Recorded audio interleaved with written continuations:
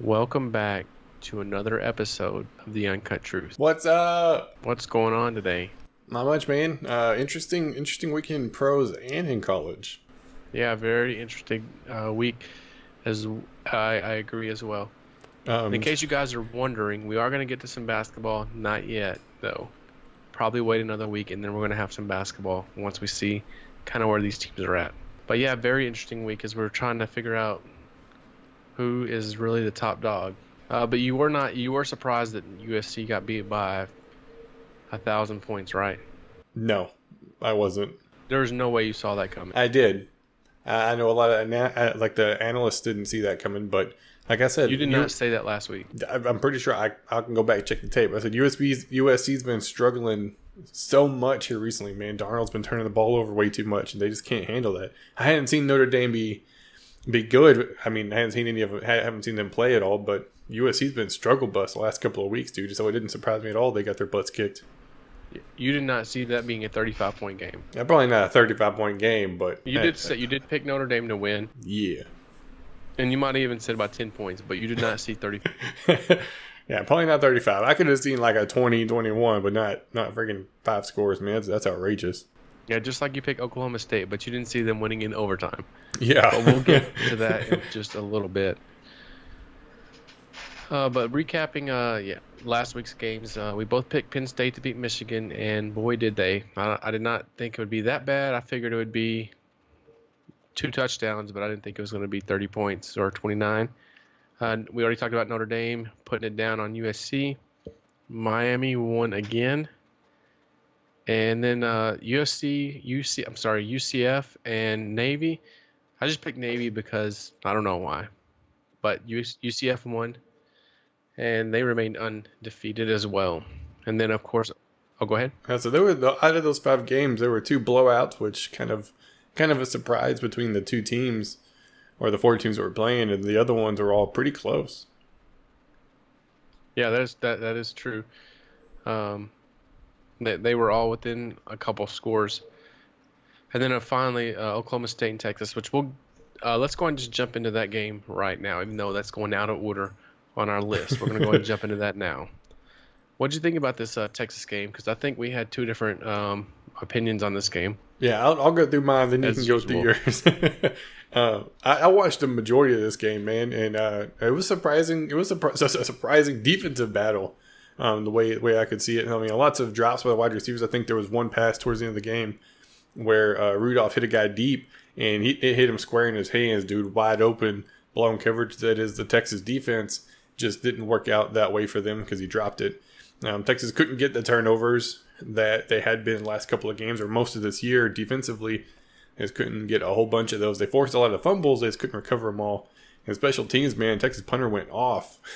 Went off this game. He was probably player of the game. If they had won, I would have said the punter was the player of the game because as much as he did for that team, they kept the field position battle back and forth. So he did a pretty good job. But as far as the last play in overtime, that last interception was a horrible pass. Like that was, I don't know what that was, but that was bad.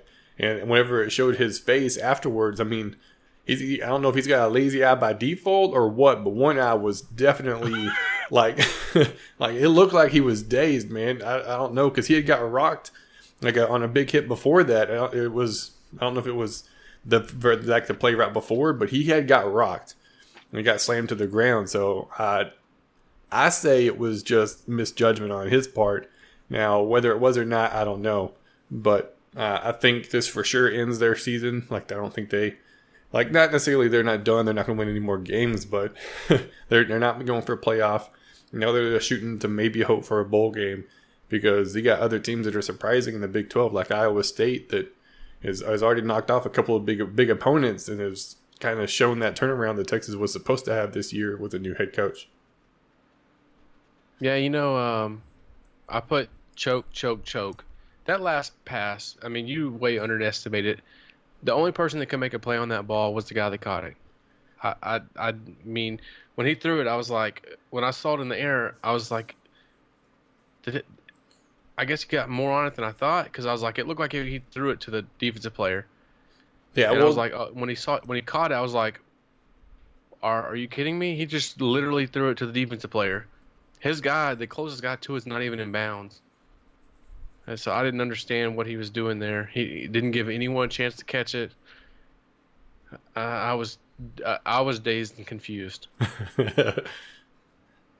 Go ahead. What was you gonna say? I was like, there was a guy there. I mean, the guy that picked it off only had to take like 3 steps to pick it, but I mean, it would have been illegal touching. But I mean, at least throw it out of bounds. Maybe he thought he threw it hard enough to go out of bounds. That's why I'm saying he didn't look right after that pass. You don't know what it was, but I would be surprised if it wasn't something. Yeah. If I threw that interception, I wouldn't look right either. But I mean, altogether, Ellinger definitely, which I think I said this a couple weeks ago, is that they relied too much on him, and that he's not a good enough quarterback that he can be like a Deshaun Watson where he carries a team. He's not that type of quarterback. I don't think he's that good. In this game, he had 16 carries for negative 10 yards. He was only sacked, I think, twice. So that's just not a good rushing attack from him. And furthermore, I mean, he was 22 for 36 for 241, which isn't too bad, but he had a 90-yard pass. Excuse me. It didn't score a touchdown, but he still had a 90-yard pass. So it means in the end he completed 21 or 35 passes, but he only got 151 yards out of those other ones, which is not that good. But then I also said the defense kept Mason Rudolph in check. He had a decent game overall, but no touchdowns, and they didn't light the scoreboard up. And Justice Hill, they kept him in check as well. He finished with 117 rushing yards, but he did it on 33 carries, so they definitely pounded the rock in this game. But I thought we would see an improvement as far as the offense goes this year with the new coach, because I thought that was going to be a big change for them. And it's not the case. I think this kind of just highlights for me how bad this Texas team really was, and that it's not going to make those giant steps. Like I think we both thought they would make a big step this year, and it just looks like it's not going to be in the cards for them to make a giant step this year. Maybe next year they can get better and be an improved team. Yeah, to me, this just goes back to the fact that if Strong was here this year, would they be a different team? Because you got a new coach coming in, new offensive scheme, new defensive scheme, completely changes everything, and these players have to relearn that all over. So, I mean, first year in the process, you expect them to not instantly take over and be the outstanding players they are. But if it had been Strong, would this have been the year that they actually dominated the Big 12 like everybody expected they would this year with a new head coach? Like, could that have been the case? I don't think so, because I think under Charlie Strong, they would have needed a more of a running attack than they have. You got to remember is that last year that team was as good or bad as they were. And they also had one of the best running backs in college football last year. Foreman. He went pros, and he's doing well for the Texans as well. So I mean, I think if you take that piece away, I think they're still a bad team even if he's there. I don't think this is the year they put it together. But also recapping some other stuff from last week, or not recapping necessarily, but a couple other topics. We got our question, I guess, of the day. Can Alabama and Georgia both make the playoff? What's your thoughts on this? Yes. In the discussion. He says yes. Put it down. No, I think they both can, realistically. I mean, if they both are undefeated till the conference championship, for sure. There's no reason why one of these teams can lose in a conference championship and not make it. I don't see a reason why that would be the case. Like that, because you're going to have a for sure number one team, one of the two, if they make it undefeated. Alabama for sure. And then Georgia will probably either be number 2 or number 3 at the time. If you lose a number 1 team in the nation at that point, at that stage in the season, it's not going to knock you out of the playoff spot. There's no way. And see, here's the way I feel about it: is if there's another team that's undefeated besides Georgia and Alabama, then I don't think they both get in. And here's why: is that, let's just say the teams that are undefeated is going to be Penn State could be undefeated, and TCU and Wisconsin and Miami. So if one of those teams is undefeated, then they're for sure going to be in. Even if you don't like Wisconsin and Miami, if they go undefeated and win their conference championship, they're for sure going to be in the playoff. Do you agree with that? I agree with that. So one of those teams, if they're undefeated, is going to be in there. If it's Wisconsin, then you could be looking at a one-loss Ohio State or a one-loss Penn State type team that could be right there on the verge as well. Or you could have, I mean, really for we're not even looking at the Pac-12, but you could really have a one-loss team that's already ranked up there as well. So I think it's going to be hard for Georgia or Alabama to lose that conference championship and them stay ranked ahead of these conference championship winners if they have one loss. Because, I mean, I don't know which team is better necessarily. I mean, you would say that a one-loss Georgia team is better than a one-loss Miami team, but is a one-loss Georgia team better than a one-loss Washington team or Washington State or Penn State or Ohio State? I mean, that's when you kind of got to start. You're almost splitting hairs. Plus, you could have a UCF or South Florida that ends up undefeated at the end of the season. But I think if both those teams make it, they're undefeated. It needs to be a close game, like 10 points or less, as well in the game. I think if Alabama or Georgia blows the other one out by 21 points, 28 points, then it's going to make them drop more. Yeah, I think for sure a blowout in the conference championship will definitely affect them. I think this next week, anyways, we'll actually get to see the college playoff official first ranking. I think it starts this next week. I'm fairly positive I heard that correctly during some of the games this weekend. So we get to see how they judge these teams. But I mean, there's still a lot of potential for other teams to make it right now. I mean, Notre Dame with a huge butt whooping over USC, like that looks really good at the time. And there's just a lot of teams that are competing right now. I mean, especially with the Big 12 having their conference championship this year, man, that could be interesting for that winner. Who's that? Say that again? The Big 12 is having their conference championship this year. They're having a conference championship game? Yep, I saw it advertised. Really? I didn't know that. Yep, because it's like you're for sure number 1 and number 2 are playing because the Big 12. Like that's how they said it. I mean, this is supposed to be in December. Like, if I remember it correctly, they were advertising it like crazy during the weekend. Interesting. I hadn't heard that. Yeah, and next Tuesday, October 31st, is the first week of the playoff announcement. Next thing is the next topic we got here is I titled it surprises, and there's 5 teams besides Georgia and Alabama that are undefeated still. And Penn State. Penn State's still undefeated as well. But besides those 3 teams, I would say these other 5 teams are surprises. Would you say that, to be undefeated this late in the season? I'd say that. We got UCF, which I already mentioned, South Florida, TCU, Miami, and Wisconsin. All 5 of these teams are still undefeated.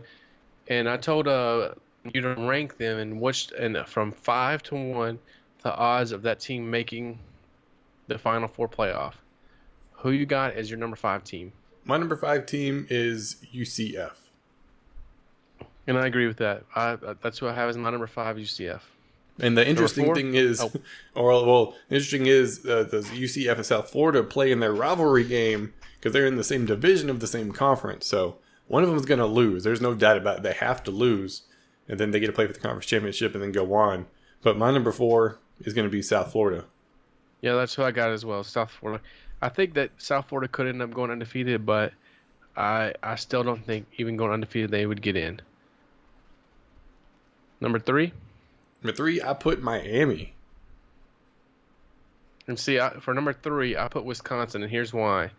Is even though I've mentioned in the last couple of weeks that I thought Wisconsin could win the Big 10 by being the team that didn't have to play all the other tough teams and only have to win one game at the end, you know what I mean? Yeah. I don't think they can win that game necessarily. I think that's going to be a tough game for them to win. And so I don't know that they're going to finish undefeated. And if they don't finish undefeated, I don't think Wisconsin gets in. And I think Miami could probably finish the season undefeated in the conference they're in. Oh, man. I don't know. They got a rough schedule. Man, Virginia Tech, who's still ranked. They got Notre Dame not in the conference. But that's a ranked matchup. And then like a Virginia team that's 5-2 on the season, man, they've been surprisingly well. Miami's got a rough schedule. They only have 1 or 2 opponents, North Carolina and Pitt, that are under 500 on the season. Like the other 3 teams combined have lost a total of 4 games. Like that's a rough schedule to try to go undefeated on. So if they come out that with 1 loss or with no losses, Are you drinking the Miami Kool-Aid? I'm still not. They haven't impressed me Even enough. if they go undefeated with that? They have not impressed me enough in games where they should win. Like the Florida State game, I know they're a good team still, regardless of the quarterback situation, but they pull that out of their rear. The Georgia Tech game, they pulled that out of their rear. And then the Syracuse game, I mean, they just came off a big win over Clemson, but that game wasn't decided early on. It wasn't a blowout game. It's like that for this team to be as good as they are and not blowing out teams. Like I just don't see it. But really, there's only 2 teams that's blowing everybody out. Or I guess 3. Penn State, Alabama, and Georgia are the only 3 teams that's really blowing everyone out. Right, but the teams that you should beat, at least in my opinion, in your conference, and you're not beating them by 3 or 4 scores, like, come on, man. And you're a top 10 team, like that something's not right here. Something doesn't add up. This is like the USC syndrome. Right. And I actually have Miami as number 4. I mean, or as the second best odds of getting in there. Who you got as number 2? My number 2 is TCU. That's a good pick. And that's mainly because I think the Big 12 is still pretty open, man. There's about half of them that are really good, half of them that are not. TCU still has to go through a little bit of the ringer to get to the end, man. I mean, their biggest opponent's going to be Oklahoma coming up, but Iowa State's been a surprise, and Texas has been kind of up and down. But with the conference championship as well, they're going to have to play somebody twice. And can they beat the same team twice is going to be the big issue. Yeah, and I got TCU as number 1. I think that we've already seen Oklahoma and Oklahoma State kind of struggle. They're at the top of that conference with almost getting beat by Texas back-to-back weeks. Those 2 teams did. And OU did lose to Iowa already. So I think that TCU really has possibly the easiest schedule left of all the teams.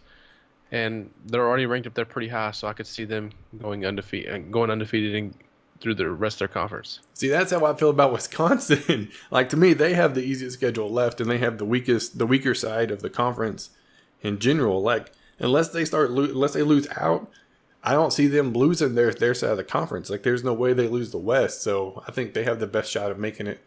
And then with whoever they play, they still got to play Michigan though. Well, Michigan just got destroyed by Penn State, and if Wisconsin was watching that game, which I bet they were, or they'll watch the tape over it, they'll just repeat the same thing. And Michigan's not the same team without their quarterback, anyways. Could he be back by a week? Could he be back in 3 or 4 weeks? I don't know why you would want to, man. Unless he's a senior, why would you want to rush that type situation? I think he is a senior. Or maybe let's go ahead and try to medically redshirt him or something. I don't know, but I still don't see it as a good game whenever it comes down to it. I think same thing with Texas, same thing with Michigan. Just call it done. I mean, they're still fighting. They're in the season's not done by any means, but I'd say that they're just trying to pull the upset now, and I think they're not going to be able to do it against Wisconsin. Thanks for checking out another episode of The Uncut Truth. Leave us comments below and keep the conversation going with us. We love to see those comments, and we will definitely be replying to those. So leave us comments below and mention you on next week's show. Man, if you guys are new, subscribe. If you like the video, leave a like. Make sure you follow us on social media, on Twitter, Snapchat, Facebook, anything and everything that's new. We're not doing any of the old school stuff. We're hot. We're fresh. Give us a follow. Yeah, go ahead and do that. This has been The Uncut Truth.